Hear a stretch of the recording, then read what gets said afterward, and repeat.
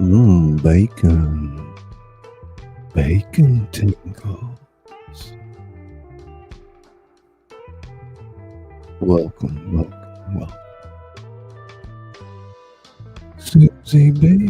Susie B. Morning Groveling. Hello, my pretty. Rumsky. Susanska. It's the Bigfoot. Swampy 6'3". Globy. Come on in, pull up a seat. We'll be playing something Izzy fixed on up for me. My early adaptation of Pulp Fiction. Remaster. What's up, Susie B? Thank you so much for watching all my content. Sound check. Sound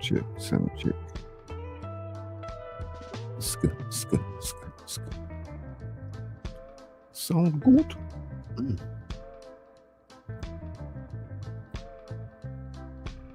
Hey, Ross. Hello, brother. Susie B. Wolf House. There he is, Chief. Chief's in the house. Moderator extraordinaire, Chief's mixed bag. Moderator extraordinaire, Rumsky.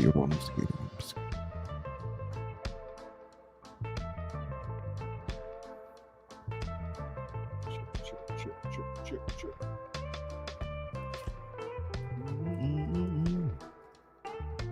So, what is going on? How you doing, Bigfoot?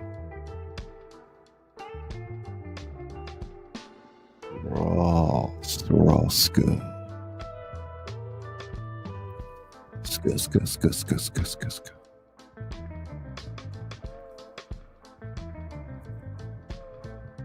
Tingle.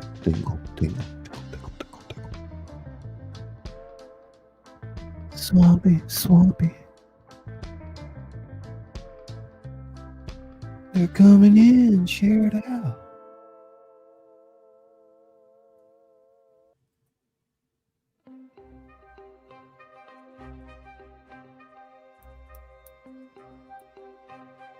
You know how we do.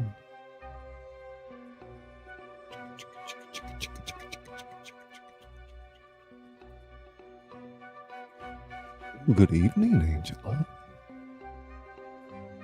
How are you, my darling? Angela Critters. Skus.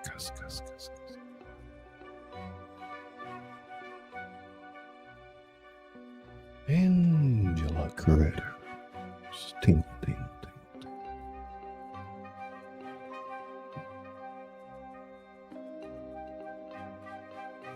You're late. No, I'm just kidding.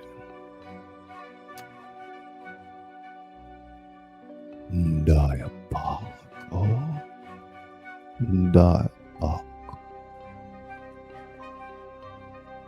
Boom, chicka, rock.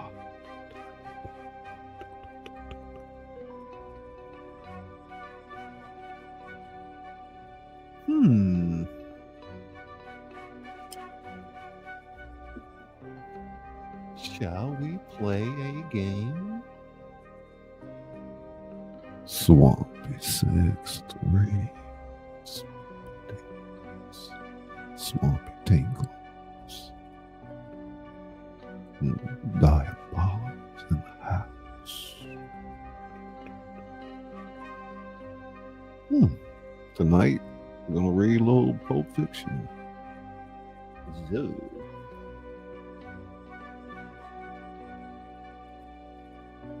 How's everybody doing? Trying to get back into the swing of things. I'm trying to allow my mouth to heal so I can narrate. That's right, Scully Pop, where the entertainment doesn't stop. Tales told in the dark. It's Cassie, tales told in the dark. Cassie, scuss.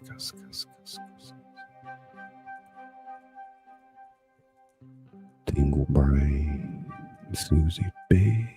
Tingle. A lot of stuff going on. No doubt about it.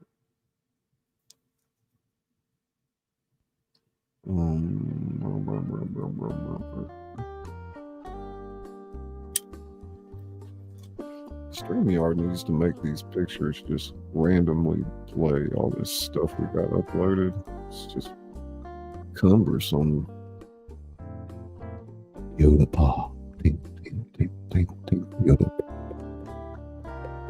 Pop, tingle. Super tingle. Yoda.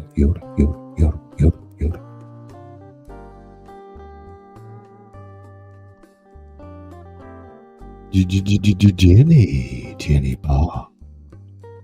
You know how we do.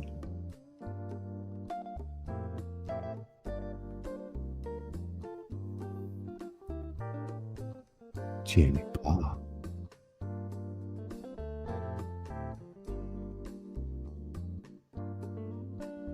I don't even think the music syncs up with your voice either on streaming. Thank you very much. I just did my own reading of the Pulp Fiction. Did you? What? Thank you very much. I just did my own reading of Pulp Fiction. I thought I was going to bring Izzy up here and we kind of watch it together while y'all watched. I don't know where she's at. I know she's having problems with her computer.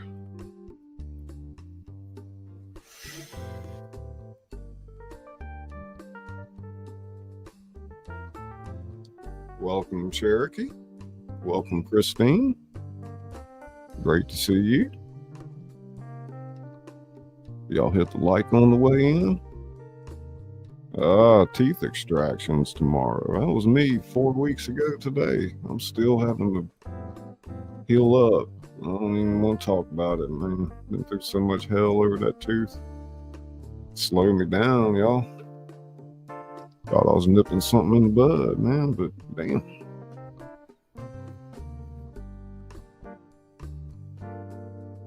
Thank you, Christine.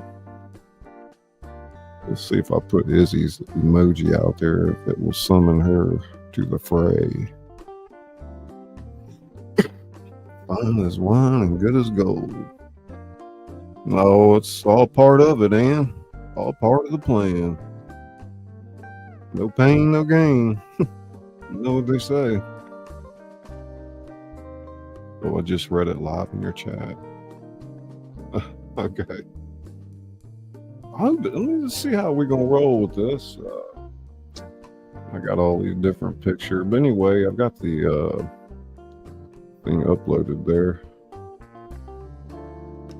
So let's see what's going on here. I may interject from time to time as we watch, but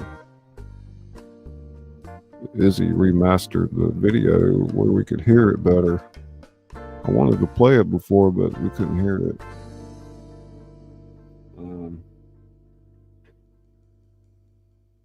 Heck yeah, you hit 1K, Cherokee. That's cool. Open some doors up, you know? Welcome, Bud Files. You're going to be smiling like Jimmy Carter in a month. There you go. Oh, yeah. Anybody got to go through all that, man. That's something else.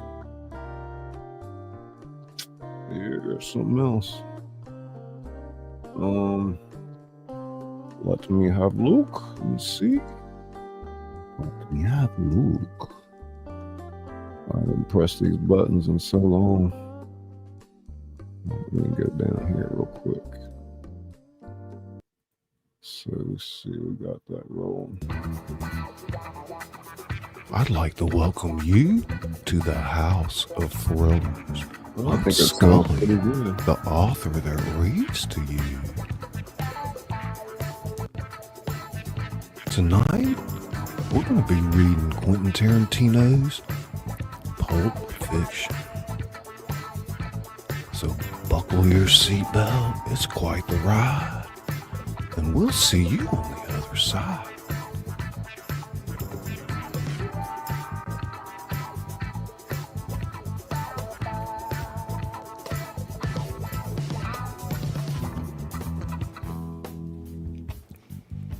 We enter the interior of a coffee shop. It's morning.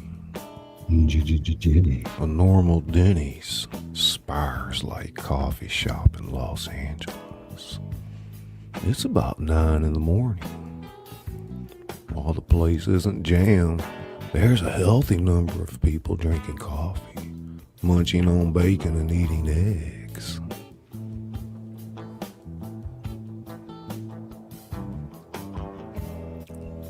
Two of these people are a young man and a young woman. The young man has a slight working class English accent and, like his fellow countryman, smokes cigarettes like they're going out of style.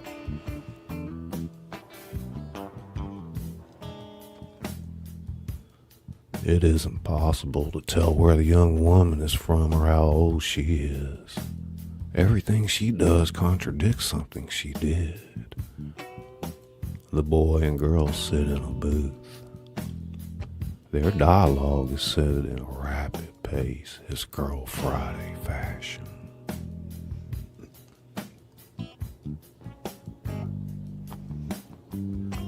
No, forget it, it's too risky. I'm through doing that shit. You always say that. The same thing every time, never again. I'm through, too dangerous. I know that's what I always say. I'm always right too, but you forget about it in a day or two. Yeah, well, the days of me forgetting are over. The days of me remembering have just begun. When you go on like this, you know what you sound like? I sound like a sensible fucking man, is what I sound like. You sound like a duck. Quack, quack, quack, quack, quack, quack, quack, quack. Well, take heart, because you never gonna have to hear it again. Because since I'm never gonna do it again, you never gonna have to hear me quack about how I'm never gonna do it again. After tonight?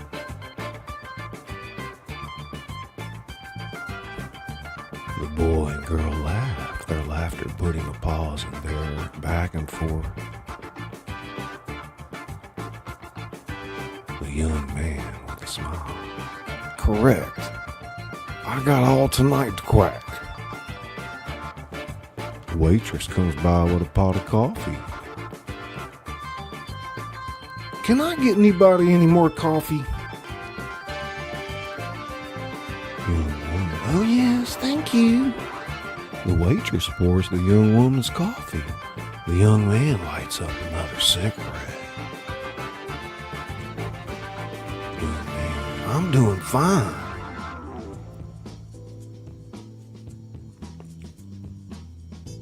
The waitress leaves. The young man takes a drag off his smoke.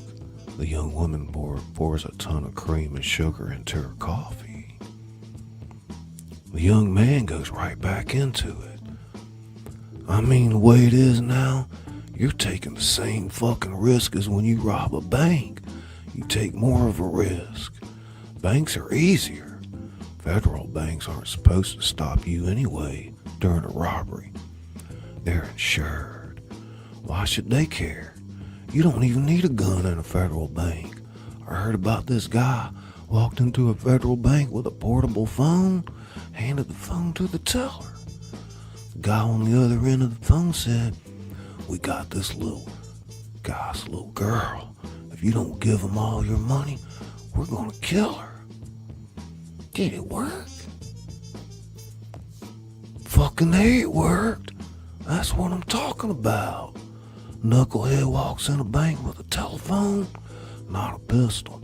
Not a shotgun, but a fucking phone. Cleans the place out, and they don't lift a fucking finger. Did they hurt the little girl? I don't know.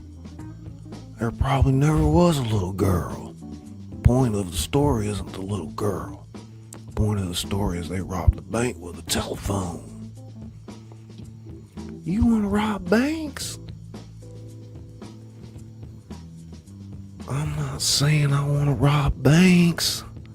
I'm just illustrating that if we did, it would be easier than what we've been doing. So you don't want to be a bank robber? No, all those guys are going down the same road, either dead or serving 20.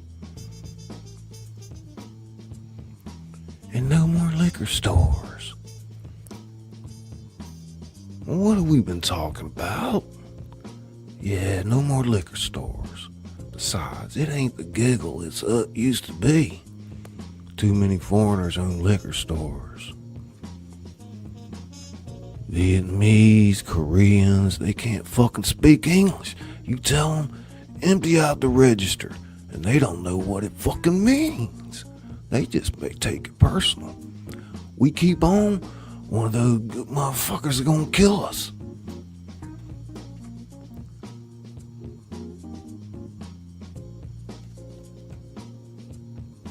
I'm not gonna kill anybody.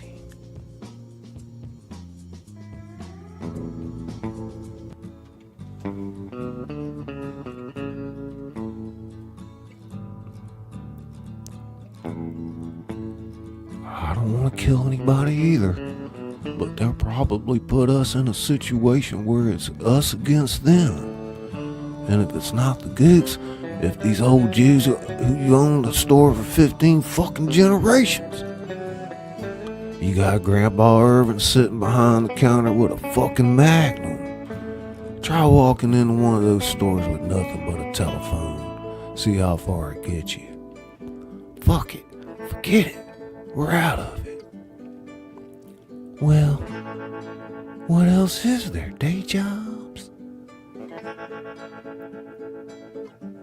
Not this life. Well, what then? He calls to the waitress. Garcon coffee. Then looks to his girl.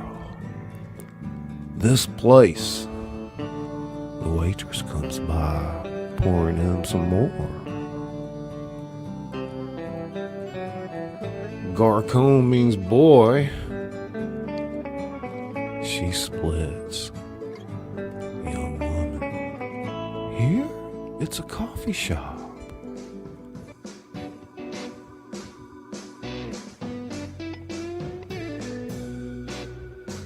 What's wrong with that? People never rob restaurants. Why not? Bars, liquor stores, gas stations. You get your head blown off sticking up one of them. Restaurants, on the other hand, you catch with their pants down. They're not expecting to get robbed, or not as expecting. The young woman taken to the idea. I bet in places like this you cold cut down on the heroin factor. The young man. Correct. Just like banks, these places are insured. The managers don't give a fuck. They're just trying to get you out the door before you start plugging diners. Waitresses, forget it. They ain't taking a bullet for the register. Bus boys, some wetback getting paid $1.50 an hour gonna really give a fuck you're stealing from the owner. Customers are sitting there with their food in their mouths. They don't know what's going on. One minute they're having a Denver omelet, next minute somebody's sticking a gun in their face.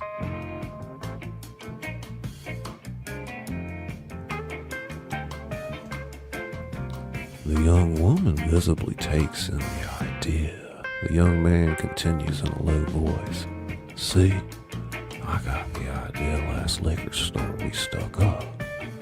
Remember all those customers kept coming in? Yeah. There you got the idea to take everybody's wallet. Uh-huh.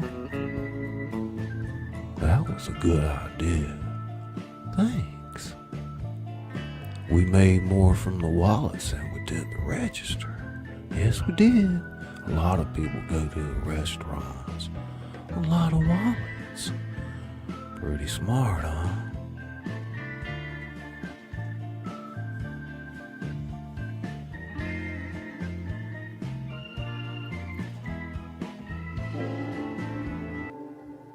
The young woman scans the restaurant with this new information. She sees all the patrons eating, lost in conversations.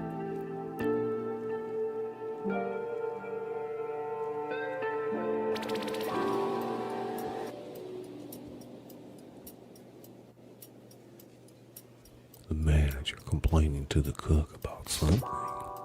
A smile breaks out on the young woman's face. Pretty smart. I'm ready. Let's go. Right here, right now. Remember, same as before. Your crowd control. I'll handle the employees. Got it.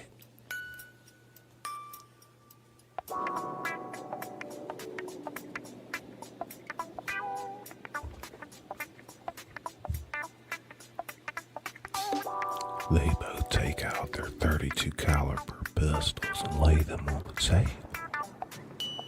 He looks at her and she back it in.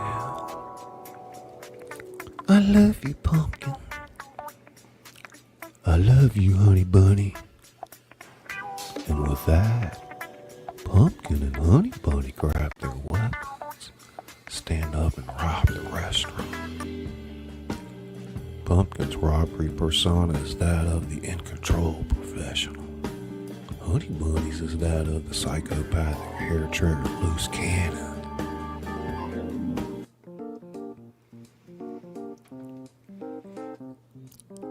Pumpkin.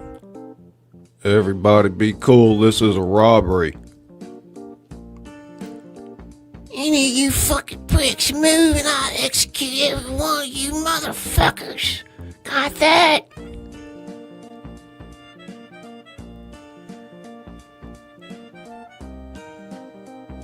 Cut to credit sequence. Pulp Fiction.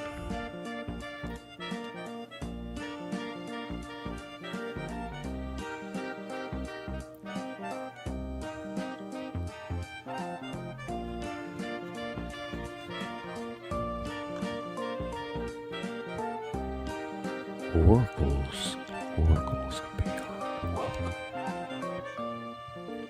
Pixel Pia, welcome to the house.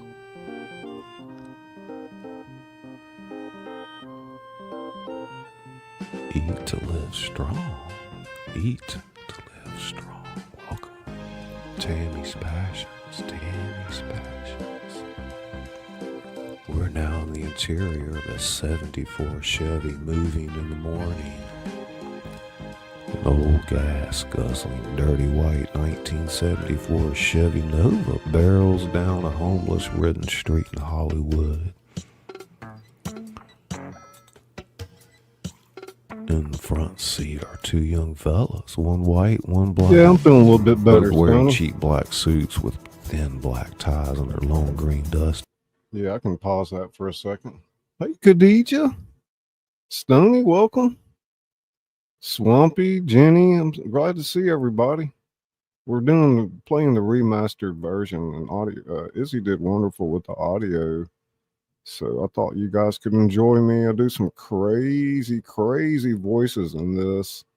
And it'll be over about 1, 2, 3 different shows. So take it to the next level, Godfather. Yeah, man, that would be cool. Hey, Marlene, DJ, I'm glad to see you.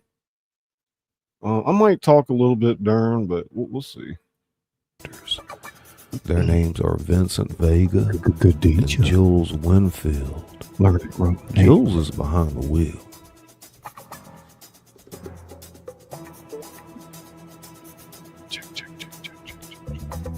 Jules. Okay, now, tell me about the hash bars. Vincent. What, so you want to know? Well, hash is legal there, right? Yeah, Pat's it's fan, legal, Pat's fan. but it ain't 100% legal. I mean, you can't walk into a restaurant, roll a joint, and start puffing away. You're only supposed to smoke in your home or certain designated places. Those are the hash bars. Yeah, it breaks down like this. It's legal to buy it, it's legal to own it, and if you're the proprietor of a hash bar, it's legal to sell it. It's legal to carry it, which doesn't really matter, because get a load of this. If the cops stop you, it's illegal for this to search you. Gosh, I'm not sure if y'all can hear me over the music. Thank you, Pat. I can't believe Khadija just got here and got a membership. Y'all light that chat up with some emoji. I got like 15 emojis. Anyway, I am feeling a little bit better. She did great with the audio on this. Teaching you is a right that the cops in Amsterdam don't have. That did it. Awesome. Man, I'm fucking going. That's all there is to it. You'll dig it the most. But you know what the funniest thing about Europe is? What? It's the little differences. A lot of the same shit we got here, they got there. But they're a little different. Examples. Well, in Amsterdam, you can buy beer in a movie theater. And I don't mean in a paper cup either. They give you a glass of beer like in a bar. In Paris, you can buy beer at McDonald's. Also, you know what they call a quarter pounder with cheese in Paris? They don't call it a quarter pounder with cheese. No, they got the metric system there. They wouldn't know what the fuck a quarter pounder is. What do they call it? Royale with cheese. Royale with cheese? What do they call a Big Mac? Big Mac's Big Mac, but they call it Le Big Mac. Le Big Mac? What do they call a Whopper? I don't know. I didn't go into a Burger King, but you know what they call put on French fries in Holland instead of ketchup? What? Mayonnaise. God damn. I seen them do it, and I don't mean a little bit on the side of the plate. They fucking drown them in it. Ugh.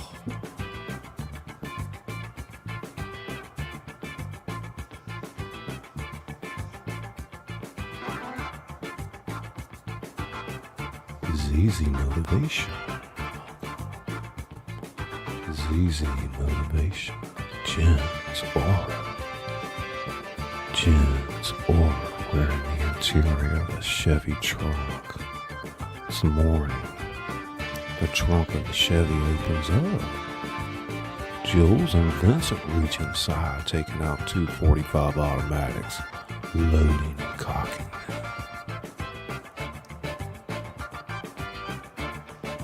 Jules says, we should have shotguns for this kind of deal. Vincent says, how many up there? 3 or 4. Counting our guy? I'm not sure. So there could be 5 guys up there. It's possible.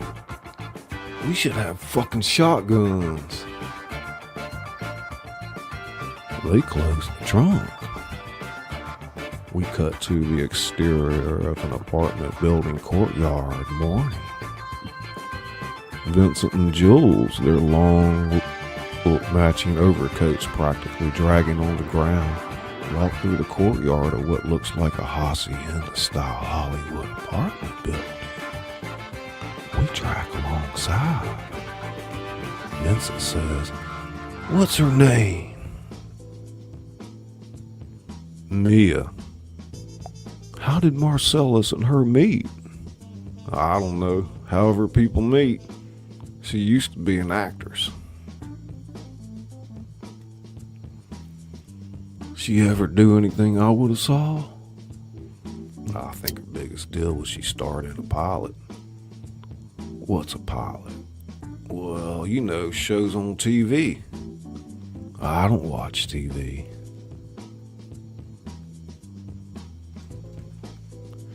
Yes, but you're aware that there's an invention called television, and on that invention they show shows. Yeah. Well, the way they pick the shows on TV is they make one show, and that show's called a pilot.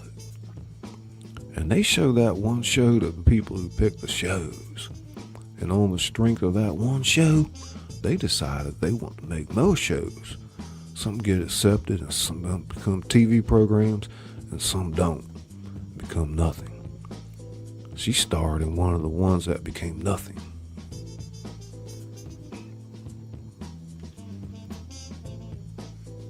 They enter the apartment building, the interior reception area. It's morning.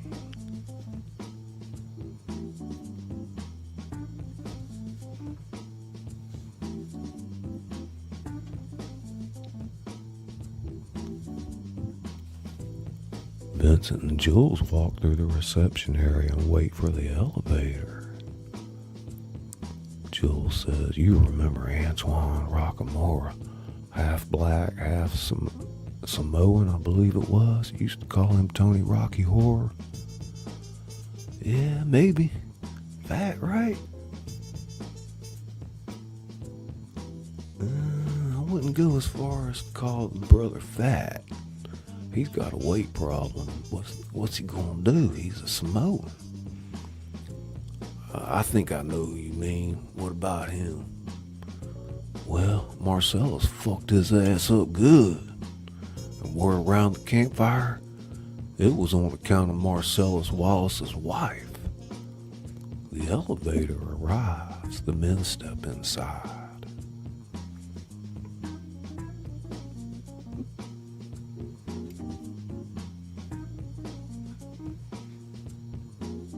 Jen's aura. We're in the interior of the elevator. Vincent says, "What'd he do, fucker?" Jules, no, nothing like that bad." "Well, what then?" "He gave her a foot massage." "A foot massage?" Jules nods his head. "That's all?" "What did Marcellus do?" "Sent a couple of guys over to his place. They took him out on the patio of his apartment, threw his ass over the balcony.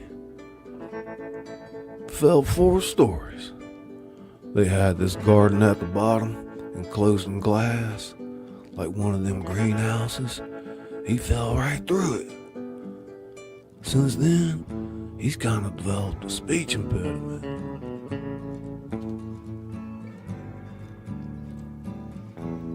The elevator door opens. Jules and Vincent exit. Vincent says, "That's a damn shame."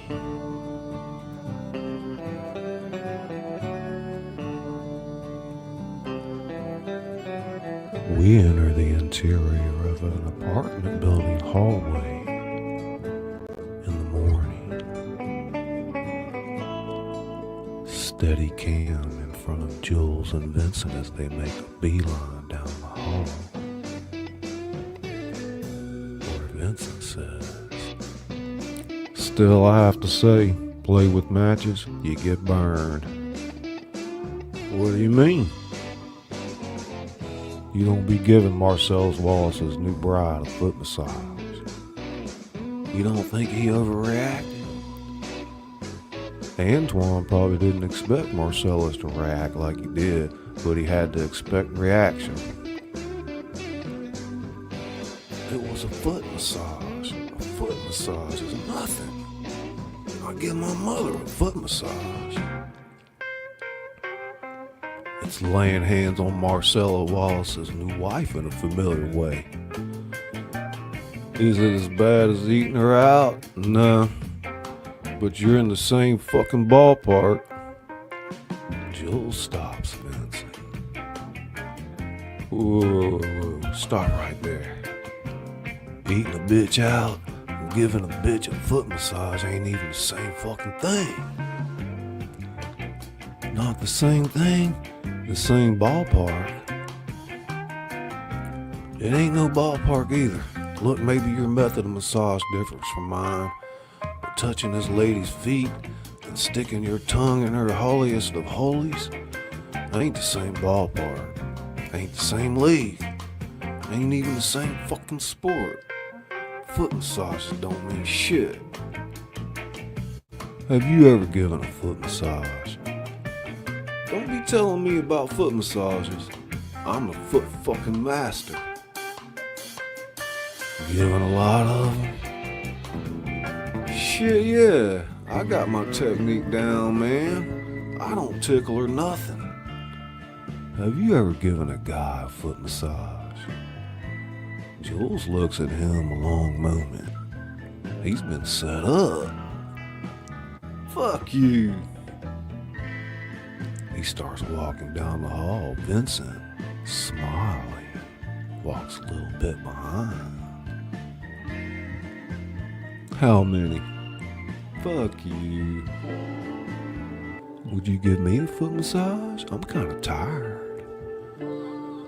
Man, you best back off. I'm getting pissed. This is the door. The two men stand in front of the door numbered 49. They whisper. What time is it? Vincent checking his watch. 7:22 in the morning. It ain't quite time. Let's hang back. They move a little away from the door, facing each other, still whispering. Ska, ska, ska, ska, ska, ska, ska, ska, ska, ska, ska. Bien, Vinci, bien, Vinci. Jules says, look, just because I wouldn't give no man a foot massage, don't make it right for Marcelus to throw Antoine off a building to a glass motherfucking house. Fucking up the way the guy talks. That ain't right, man. Motherfucker do that to me, he better paralyze my ass, 'cause I'd kill a motherfucker. Vincent says, I'm not saying he was right, but you're saying a foot massage don't mean nothing, and I'm saying it does. I've given a million ladies a million foot massages, and they all meant something. They act like they don't, but they do. That's what's so fucking cool about it. There's sensual things going on that nobody's talking about, but you know it and she knows it. Fucking Marcellus knew it. And Antoine should have known fucking better. That's his fucking life, man. He ain't gonna have a sense of humor about that shit. That's an interesting point. Let's get into character. What's her name again? Mia. Why are you so interested in Big Man's wife? Well, Marcellus is leaving. They sitting outside the door where they're getting ready to bust in on those three kids. Talking about that foot massage. Oh my God. That's so fucking funny. Florida, when he's gone, he wants me to take care of me. Take care of him. Making a gun out of his finger and I placing it gotta to back his that up and head. hear that again. Not bad. Take her point. Jules says, look. So yeah, they're going, you know, I don't know if y'all seen the movie or not. They're going in, bust in that room, and those three guys, you know, with the briefcase and all that. And they're whispering to each other about foot massage. It's so fucking funny. Wait, we'll listen to it again. Just because I wouldn't give no man a foot massage don't make it right for Marcelus to throw Antoine off a building to a glass motherfucking house. Fucking up the way the guy talks. That ain't right, man.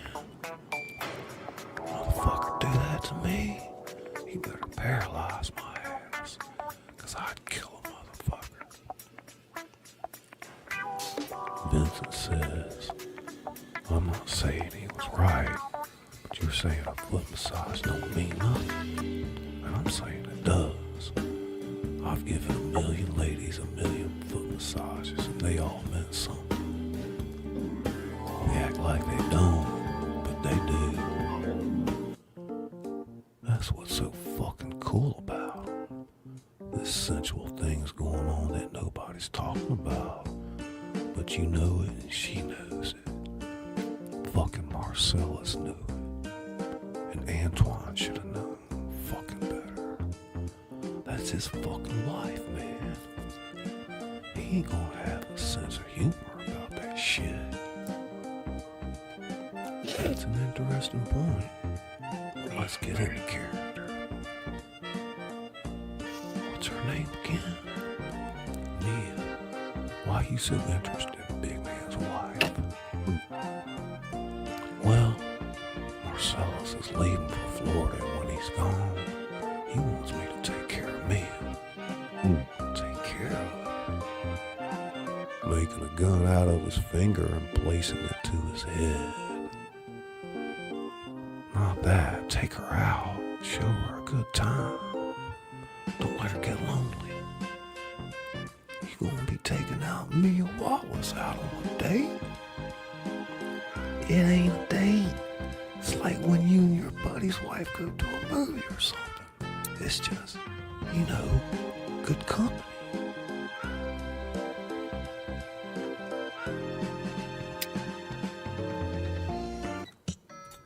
Angela Critters.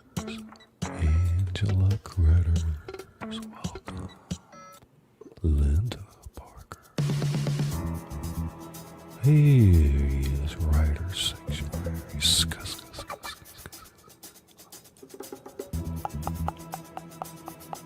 Gina Pianovinci. Gina Pianovinci.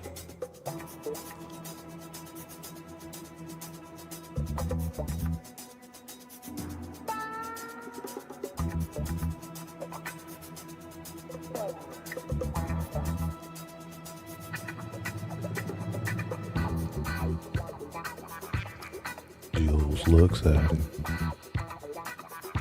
Vincent says, it's not a date. Jules just looks at him.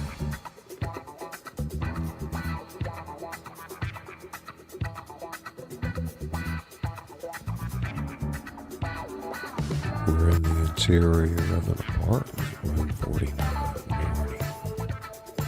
Three young guys, obviously, and over their heads sit at a table with hamburgers, french fries, and soda pops laid out.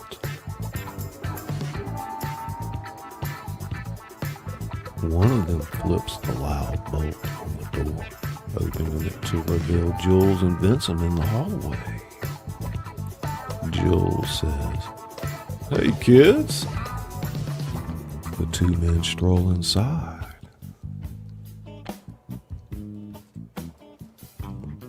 The three young caught off guard guys are Marvin, the black young man who opened the door. Will, as the scene progresses back into the corner.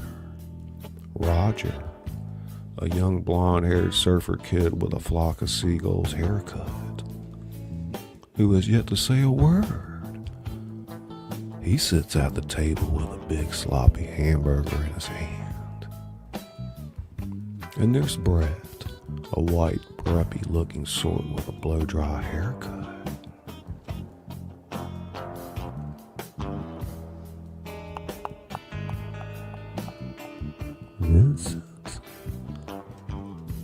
Jules taking their place with their hands in their pockets. Jules is the one who does the talking.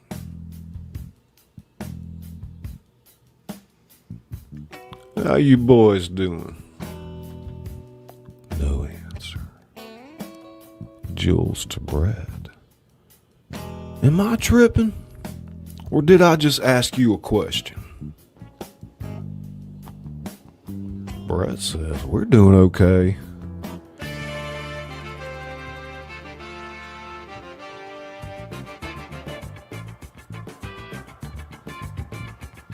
As Jules and Brett talk, Vincent moves behind the young guys. Jules says, do you know who we are? Brett shakes his head. We're associates of your business partner, Marcella Wallace. You remember your business partner, don't you? Now, I'm going to take a wild guess here. You're Brett, right? I'm Brett. I thought so. Well, you remember your business partner, Marcella Wallace? Don't you, Brett? I remember him. Good for you. Looks like me and Vincent caught you at breakfast. Sorry about that. What you eating? Hamburgers. Hamburgers? The cornerstone of any nutritious breakfast. What kind of hamburgers? Cheeseburgers? No, I mean, where did you get them? McDonald's? Wendy's? Jack in the Box? Where? Big Kahuna Burger. Big Kahuna Burger. That's the Hawaiian burger joint. I heard they got some tasty burgers. I ain't never had one myself. How are they? They're good. Mind if I try one of yours? No. Yours is this one, right? Yeah, it's mine. Jules grabs the burger and takes a bite of it. That's a tasty burger. Vince, you ever try a Big Kahuna Burger? Vincent says no. Jules holds out the Big Kahuna. You want a bite? They're real good. Vincent says, I ain't hungry. Well, if you like hamburgers, give them a try sometime. Me, I can't usually eat them because my girlfriend's a vegetarian, which more or less makes me a vegetarian. But I sure love the taste of a good hamburger. You know what they call a quarter pounder with cheese, Brett? Brett says no. Tell them, Vincent. Royale with cheese. Royale with cheese. You know what they call it? That?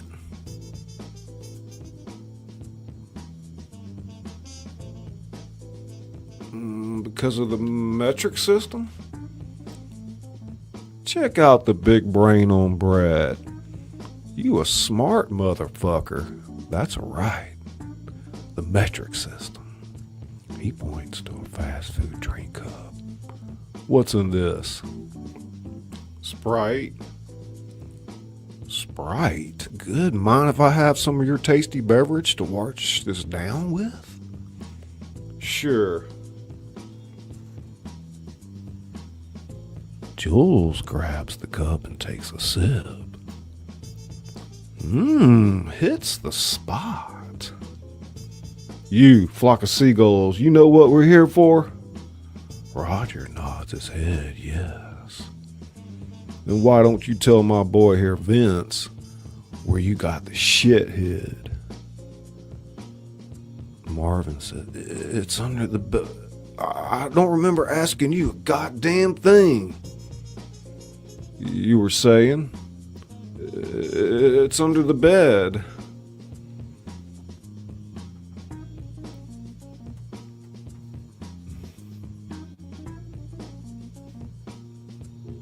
Vincent Vincent moves to the bed, reaches underneath it, pulling out a black snap briefcase. Vincent says, "I got it." He flips the 2 locks, opening the case. We can't see what's inside, but a small glow emits from the case. Vincent just stares at it, transfixed. Jules looks at him and says, "We happy?" No answer from the transfixed Vincent. "Vincent." Vincent looks up at Jules. "We happy?" Closing the case. "We're happy." Brett to Jules, "Look, what's your name?" "I got his name, Vincent, but what's yours?" Jules says his name's Pitt, and you ain't talking your ass out of this shit. "I just want you to know how sorry we are about how fucked up things got between you and Mr. Wallace, between us. When we entered into this thing, we only had the best intentions." As Brett talks, Jules takes out his gun and shoots Roger 3 times in the chest, blowing him out of his chair. Vince smiles to himself. Jules has got style. Brett has just shit his pants. He's not crying or whimpering, but he's so full of fear. It's as if his body is imploding.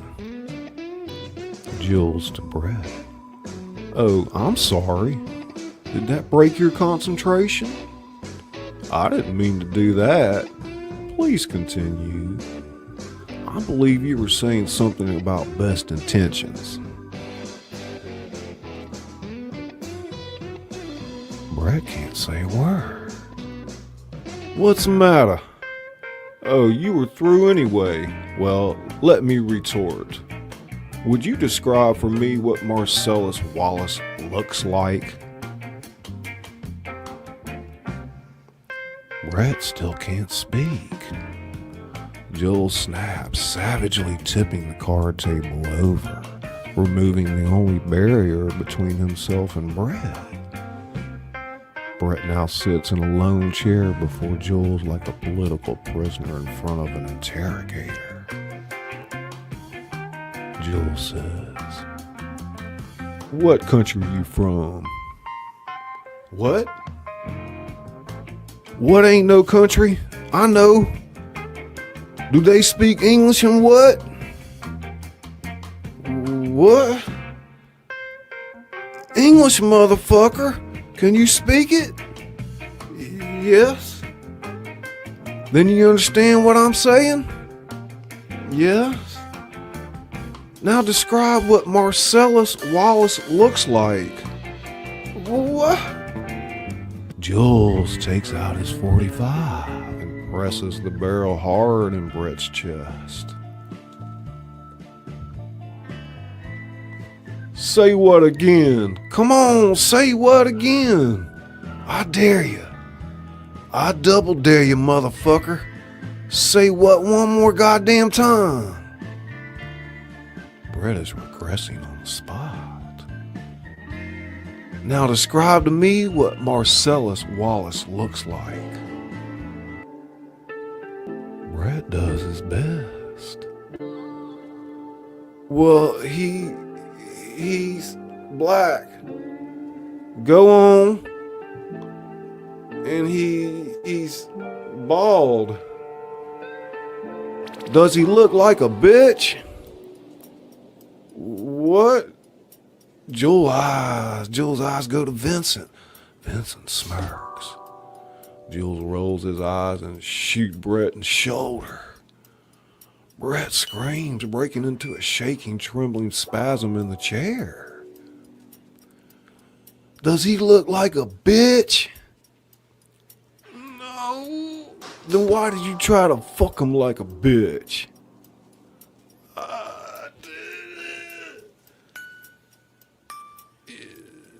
Yes, you did, Brett. You tried to fuck him. You ever read the Bible, Brett?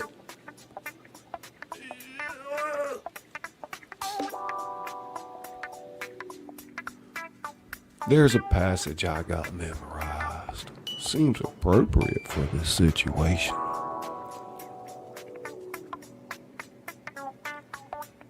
The path of the righteous man is beset on all sides by the inequities of the selfish and the tyranny of evil men. Blessed is he who in the name of charity and goodwill shepherds the weak through the valley of darkness, for he is truly his brother's keeper and the finder of lost children. And I will strike down upon thee with great vengeance and furious anger those who attempt to poison and destroy my brothers. And you will know my name is the Lord when I lay my vengeance upon you. The two men empty their guns at the same time on the sitting Brett.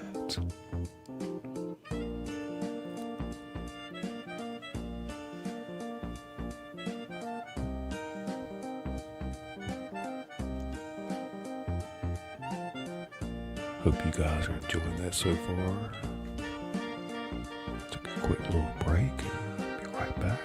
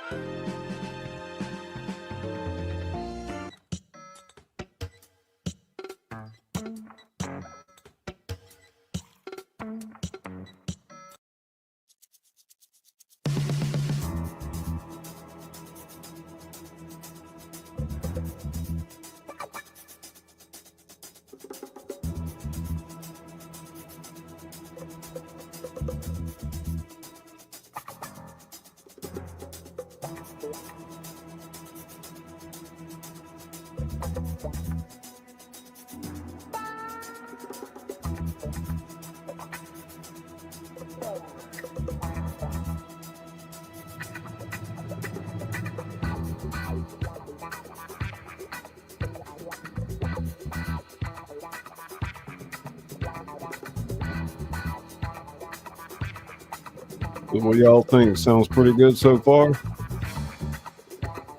Izzy did a good job remastering the audio.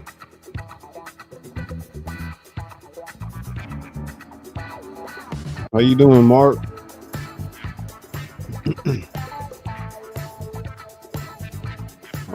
Trying to get back into the swing of things.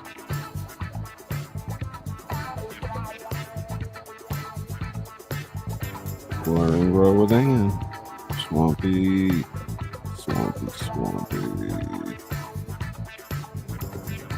Yeah, it's one of my first big narrations, and I got Izzy to work on the audio, so she really fixed it up.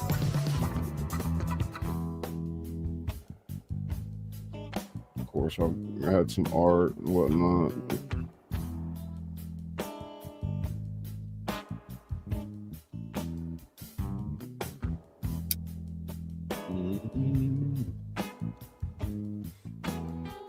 I think we'll have 3 different shows to complete this, so that's cool. Still like trying to get my mouth to heal up. I can't talk very long without it starting to hurt.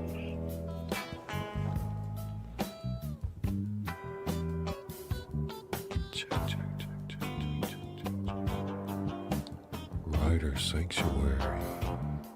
Joji Pop, welcome. Hey Gina,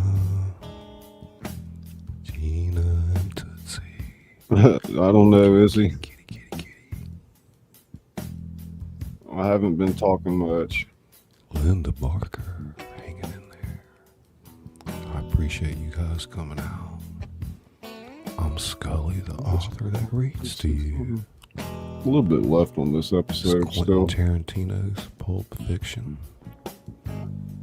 All right, I'm gonna go chat.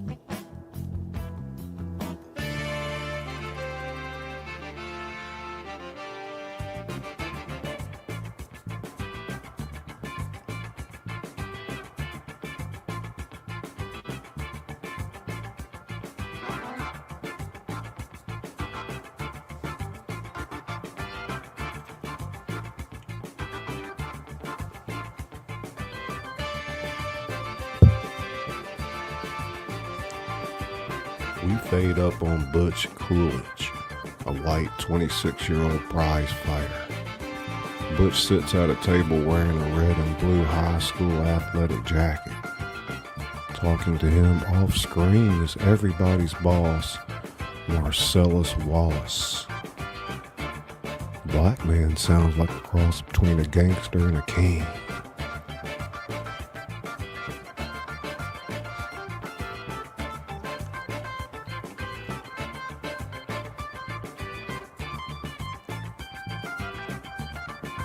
I think you're gonna find, when all this shit is over and done, I think you're gonna find yourself one smiling motherfucker. Thing is, Butch, right now you got ability. But painful as it may be, ability don't last. Now that's a hard motherfucking fact of life. But it's a fact of life your ass is gonna have to get realistic about. This business is filled to the brim with unrealistic motherfuckers who thought their ass aged like wine. Besides, even if you went all the way, what would you be? Featherweight champion of the world? Who gives a shit? I doubt you could even get a credit card based on that.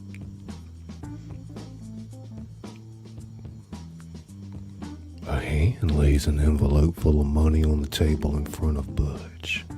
Butch picks it up.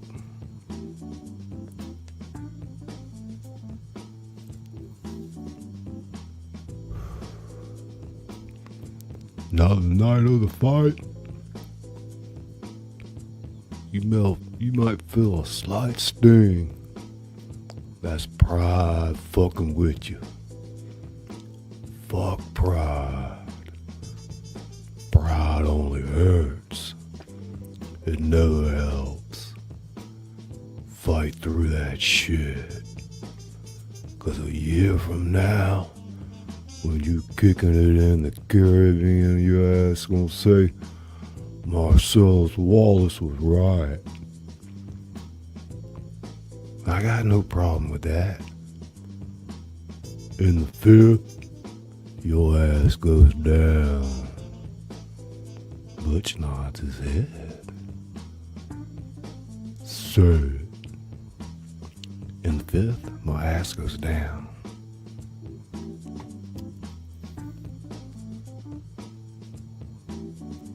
We cut to the interior of a car, moving during the day.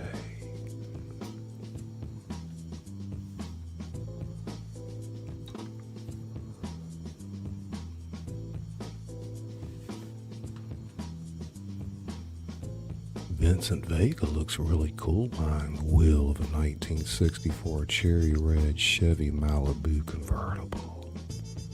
From the car radio, rockabilly music plays. The background is a colorful process shot. We're now at the exterior of Sally Leroy's in the day. Sally Leroy's is a large topless bat by LAX that Marcelus owns. Vincent's classic Malibu whips into the near empty parking lot and parks next to a white Honda Civic.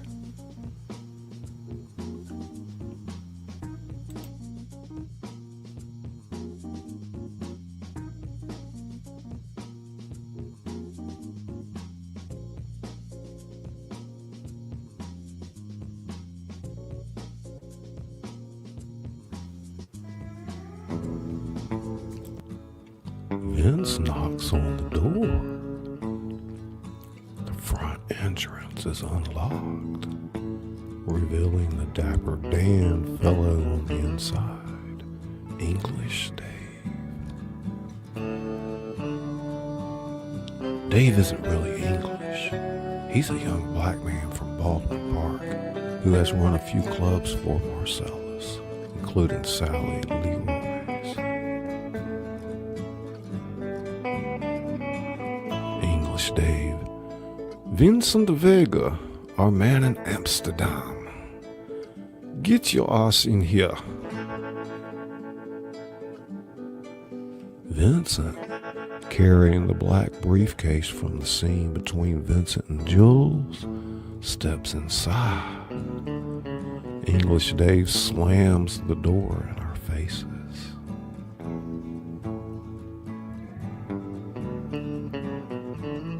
We're now inside Sally Leroy's during the day. The spacious club is empty this time of day. English Dave crosses to the bar and Vince follows. Vincent says, "Where's the big man?" English Dave replies, "He's over there finishing up some business." We are now Vincent's point of view. Butch shakes hands with a huge figure with his back to us. The huge figure is in the infamous and as of yet still unseen Marcelus.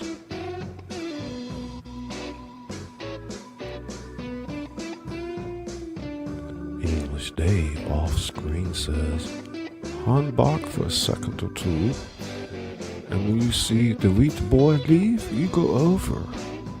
In the meantime, can I make you an espresso? How about a cup of just plain old American?" Coming up, I hear you're taking me out tomorrow. At Marcellus's request. Have you met me? Not yet. English Dave smiles to himself. Vincent says, "What's so funny?"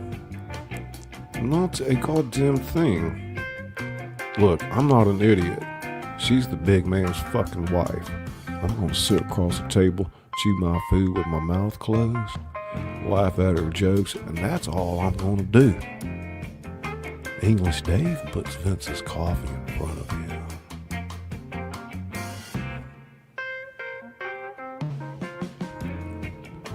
"My name's Paul, and this is between y'all." Butch bellies up to the bar next to Vincent, drinking his cup of plain old American. Butch to English Dave, "Can I get a pack of red apples?" "Filters?" "None." While Butch waits for his smokes, Vincent just sips his coffee, staring at him. Butch looks over at him. Butch says, "Looking at something, friend?" Vincent says, "I ain't your friend, Palooka." Butch does a slow turn toward Vincent. "What was that?" I think you heard me just fine, Punchy." Butch turns his body to Vincent when Marcelus off screen says, Vincent Vega has entered the building. Get your ass over here.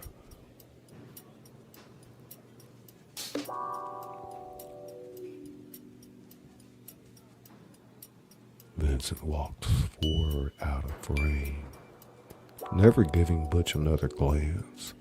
We dolly into Butch, left alone in the frame, looking like he's ready to go into the manners teaching business. Butch's point of view, Vincent hugging and kissing the obscured figure that is Marcelus. Butch makes the wise decision that Is this asshole's a friend of Marcelus? He better let it go for now. English Dave off screen. Pack of red apples, $1.40. Butch is snapped out of his ass-kicking thoughts. He pays English Dave and walks out of the shop. As we dissolve to the interior of Lance's house in the kitchen, it's night.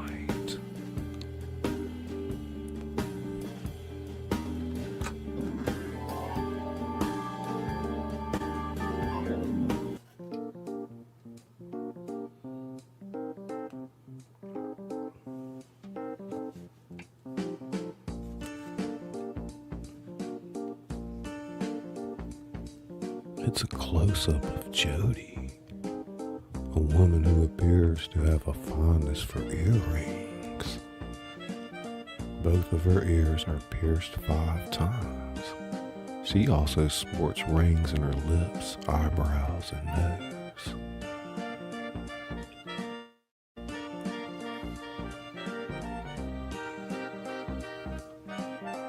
Jody says, "I'll lend you one. It's a great book on body piercing." Jody, Vincent, and the young woman named Trudy sit at the kitchen table of a suburban house in Echo Park. Even though Vince is at the same table, he's not included in the conversation. Trudy says, "You know how they use that gun when they pierce your ears? They don't use that when they pierce your nipples, do they?" Jody says back, "Forget that gun. That gun goes against the entire idea of being pierced. All of my piercings, 16 places on my body. Every one of them done with a needle. 5 in each ear. 1 through the nipple, my left breast. 1 through my right nostril, 1 through my left eyebrow. 1 through my lip, 1 in my clit. And I wear a stud in my tongue." Vince has been letting this conversation go through one ear and out the other until that last remark. "Excuse me, sorry to interrupt. I'm curious. Why would you get a stud in your tongue?"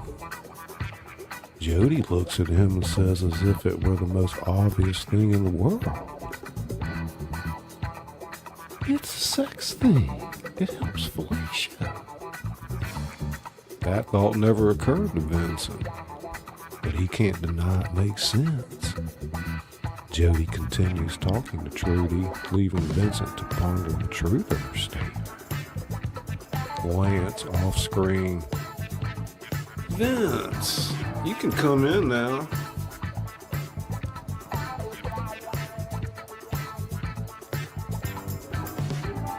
We're in Lance's bedroom.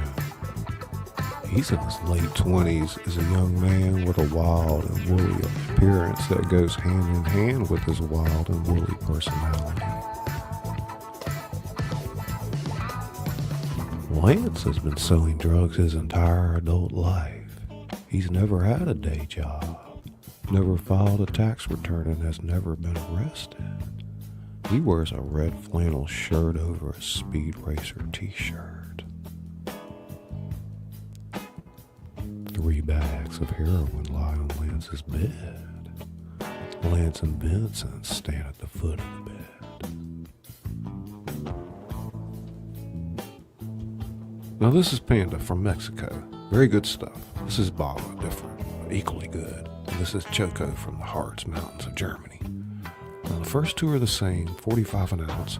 Those are friend prices, but this one, pointing to the Choco, this one's a little more expensive. It's $55. But when you shoot it, you know where the extra money went. Nothing wrong with the first 2. It's real. Good shit. This one's a fucking madman.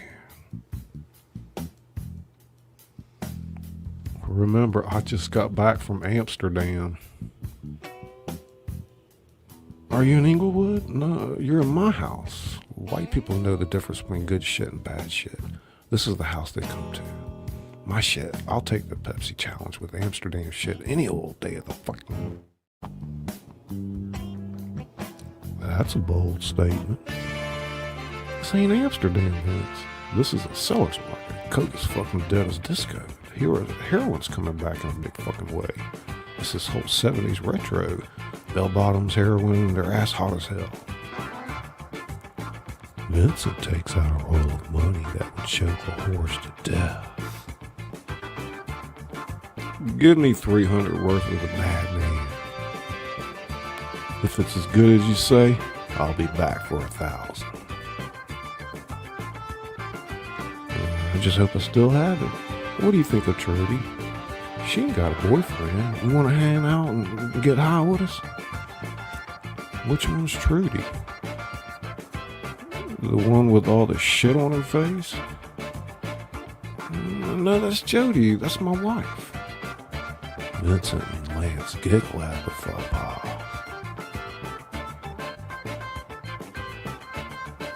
Vincent says, I'm on my way somewhere. I got a dinner engagement. Rain check. Oh, no problem. Vincent takes out his case of the works. Utensils for shooting up. You don't mind if I shoot up here? Me casa su casa. Muchas gracias. Vincent takes his works out of his case as the two continue to talk. Vince shoots up.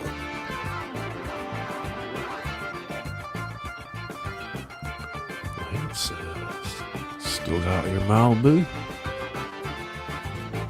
You know what some fucker did it to it the other day? What? Fucking keyed it. Oh man, that's fucked up. Tell me about it. I had the goddamn thing in storage 3 years. It's out 5 fucking days? 5 days. And some ridiculous piece of shit fucks with it. They should be fucking killed. No trial, no jury, straight to execution. As he cooks his heroin, Vincent says, I just wish I caught him doing it, you know. Man, I'd give anything to catch him doing it. It'd have been worth us doing it if I could have just caught him. You know what I mean?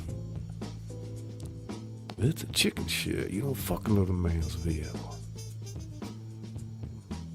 Close up of the needle going into Vincent's vein. Close up of blood spurting back into the syringe, mixing with the heroin. Close up of Vincent's thumb pushing down on the plunger.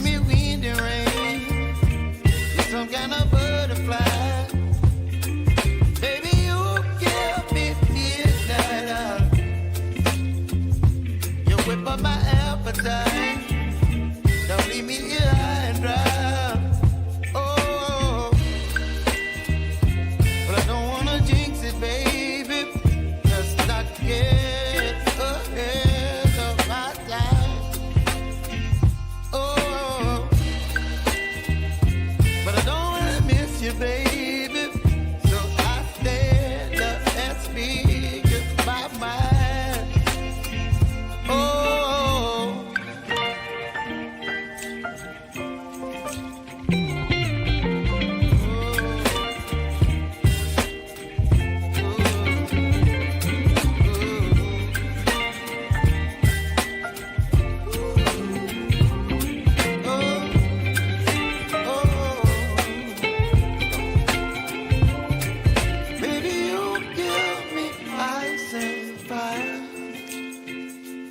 Chilling wind and rain, you're some kind of butterfly. Baby, you give me midnight. You whip up my appetite. Don't leave me here high and dry. Baby, you give me ice and fire. You're channeling wind and rain. You're some kind of butterfly.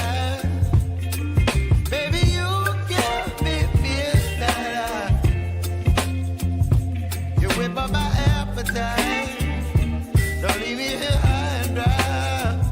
Oh, oh, oh, oh,